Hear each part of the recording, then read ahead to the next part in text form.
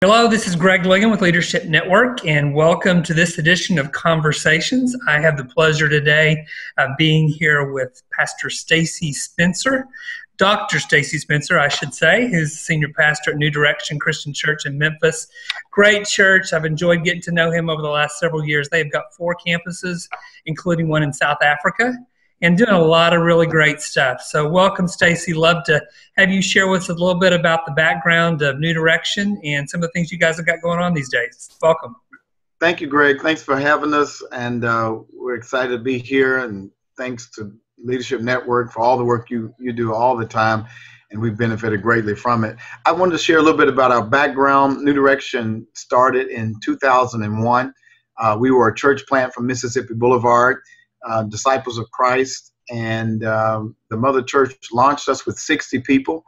We took over a Caucasian church here in Hickory Hill. They had 12 members left, and they approached Mississippi Boulevard and asked how could they close their doors with dignity.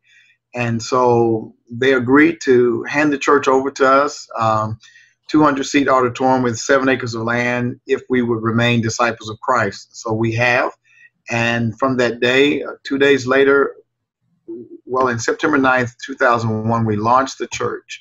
2 days later was 9/11. So with that great national tragedy, there was a strong spiritual impetus that kind of propelled us forward. We went from 60 people to maybe 200 the next weekend. And then over a 10-year span, we grew to about 13,000. So it's been remarkable growth. It's been a wonderful journey. We've learned a lot. We've failed some, learned some. Somebody said, I think it was Rick Warren, that said, it's not failure if you learn something. So we've learned a lot and grew a lot, and it's been a blessing. That's exciting. Good stuff. I love the fact that you guys are learners, and it's showing that, man, you're doing some incredible work there. One of the things that you guys are a part of currently with us at Leadership Network is our What's Next leadership community, which in and of itself, your involvement shows that you're an explorer. You're wanting to figure out what's next for your church and for the kingdom. And we met that group, Matt, for the first time about 6 months ago. And you guys have begun to work on some initiatives that came out of those conversations. Share with us just a couple of things that are going on in terms of some of the things you guys are exploring.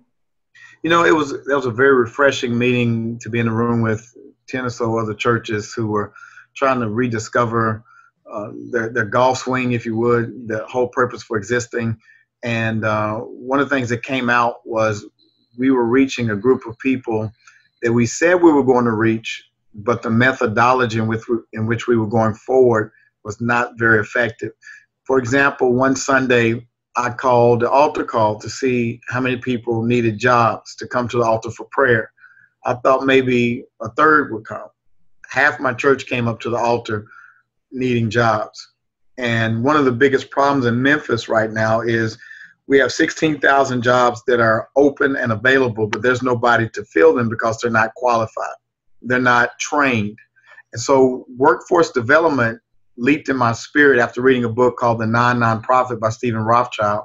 So for the next 10 years, we said we're going to pour our energies in to empowering and equipping our people through workforce development to make living wages and to work with the corporations in our community to get vetted employees who've been trained with soft skills and hard skills. So that really got my blood flowing again to see how we could really make a difference in our community, to transform our community through workforce development. And then the second thing that kind of goes with the first thing is we have a town center that we're getting ready to build called Eden Square.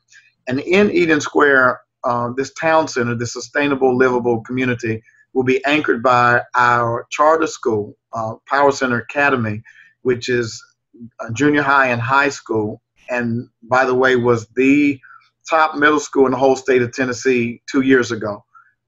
They are knocking it out the park academically, so they will anchor that community along with affordable housing, a performing arts center. And what's unique about this charter school is that it's going to have a vote tech component, which will be focused on science, technology, math, and out of that, you'll have a group of scholars who will go on to college, and then you're going to have another group that may not go on to college, but they'll learn a trade. And at night, we'll have a workforce development program for adults who at least have a GED.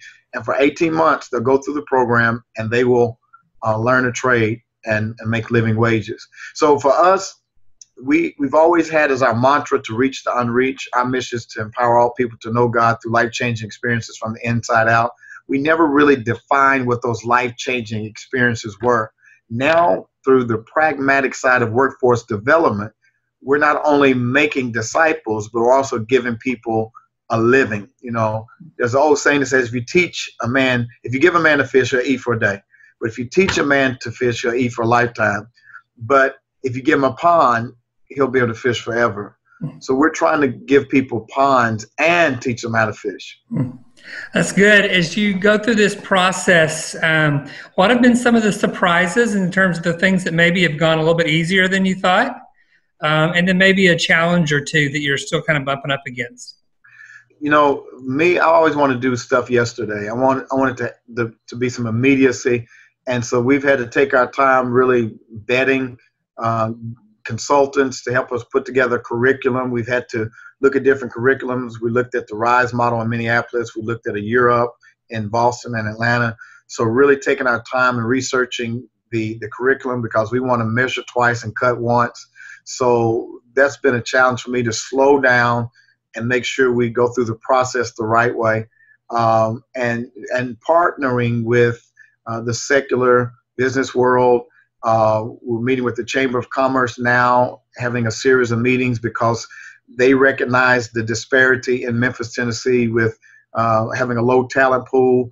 And so we want to make sure we take our time and make some strategic partnerships so this can be sustainable and effective. So that's the biggest piece. And then another piece that I learned in the What Next is that I have to free myself up as pastor. My role has changed.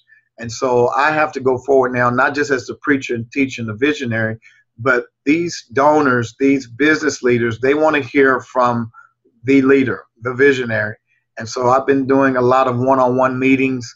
I've been freeing myself up from the administrative duties of day-to-day here at the church, entrusting my executive team to handle that more so I can be free to go and meet with the chamber, meet with bankers, meet with developers so that we can really get to where we need to be.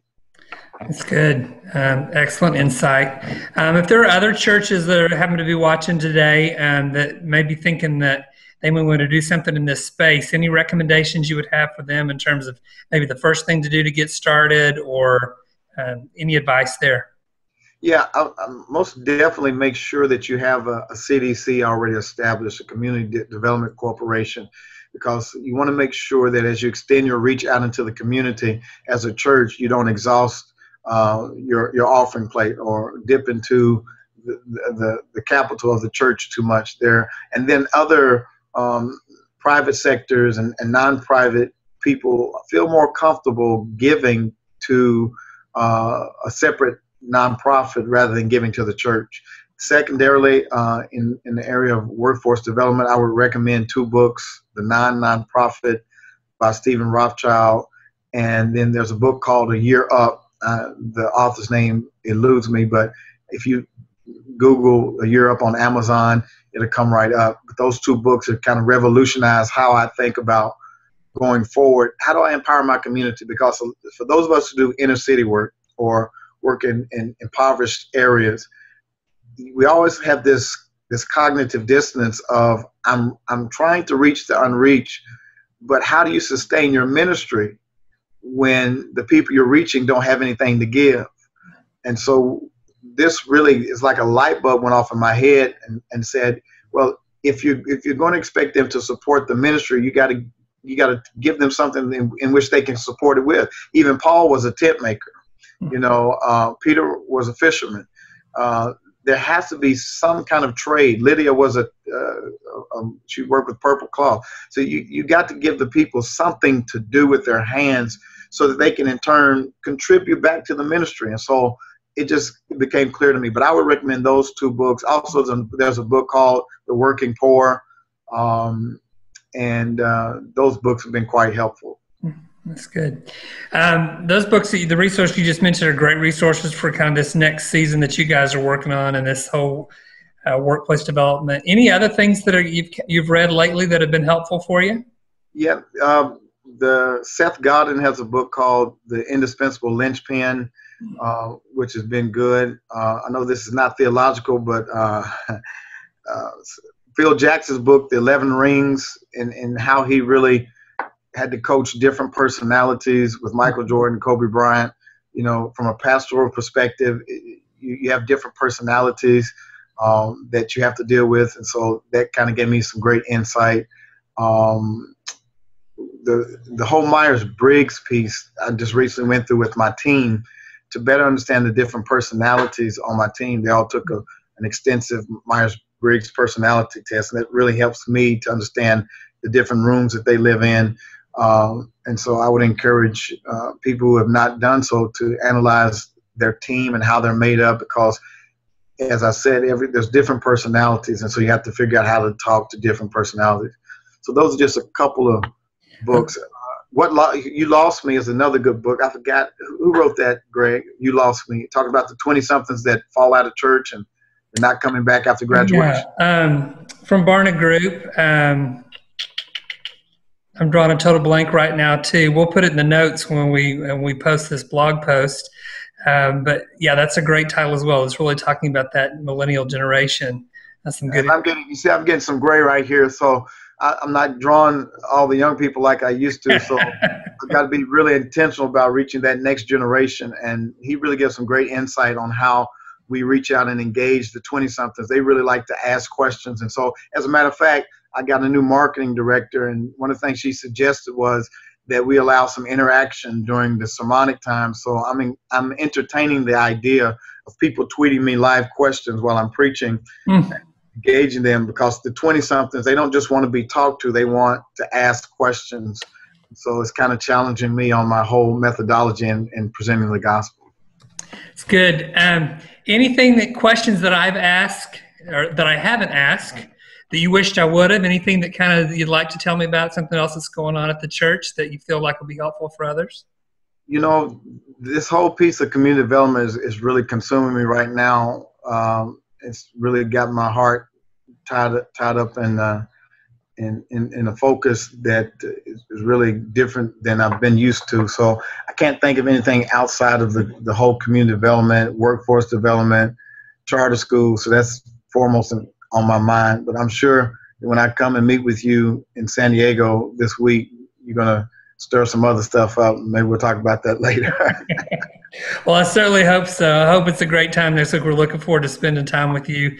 Thanks so much for being with us today and just for the great work you're doing there in Memphis. It's just so encouraging for me and our team here at Leadership Network, and I know churches around the country, to see that God's at work in some really powerful, significant ways. And we pray for you frequently. And you guys you're on the front lines. You're doing the great stuff. And thanks for the opportunity to come along and support you. Thank you. You guys have a great rest of the week. And we'll talk to you soon. All right, Greg. I appreciate you. Thank you so much. Thanks, Stacy.